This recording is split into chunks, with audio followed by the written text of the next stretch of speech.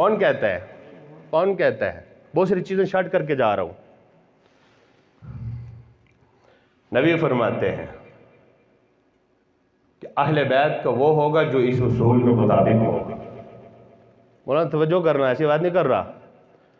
پیغمبر نے فرمایا کہ اہل بیت کا فرمانبردار وہ ہے، اہل بیت کا محب وہ ہے جو اس اصول پر چلے گا، جو اس پیمانے کو لے کر چلے گا، جو اس پیمانے پر اترے گا، وہ اہل بیت کا محب بھی ہے، فرمانبردار بھی ہے۔ جو اس پیمانے سے ہٹے گا وہ اہل بیت کی محبت کا دعویٰ ہزار کر لے، وہ منافق تو ہو سکتا ہے، اہل بیت کا محب نہیں ہو سکتا۔ کیسے؟ اب تھوڑا ریلیکس ہو گیا ہو۔ کیسے؟ حضرت ام سلمہ رضی اللہ تعالیٰ عنہ زوجہ محترمہ پاک پیغمبر علیہ السلام فرماتی ہیں علی مع الحق والحق مع علی من اتبعہ اتبع الحق۔ توجہ، علی حق کے ساتھ ہے، حق علی کے ساتھ ہے۔ جس نے علی کی اتباع کی اس نے حق کی اتباع کی۔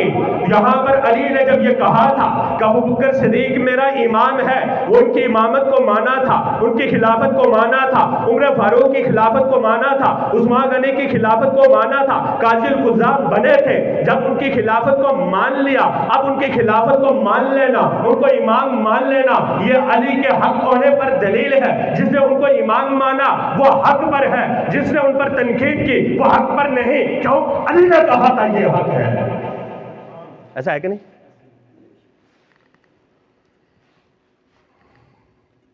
اس لیے ہم کہتے ہیں کہ ہم اہل بیت کے محب ہیں، ان کے فرمان بردار بھی ہیں۔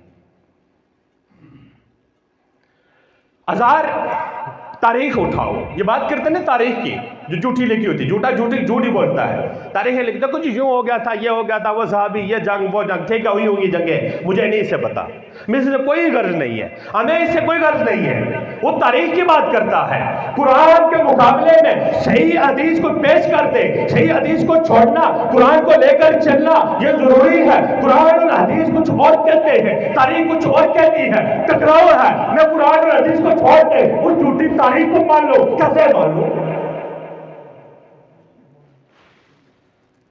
اگر ان کے درمیان اتنا اختلاف ہونا ہوتا نا، اگر یہ ایک دوسرے کے اتنے دشمن ہوتے نا جس طرح یہ کتا پیش کر رہا ہے، تو پھر اللہ تبارک و تعالیٰ بھی ان چاروں کو یوں اکٹھا کر کے گلدستہ بنا کر صراط مستقیم کے لیے پیمانہ مقرر نہ فرماتے۔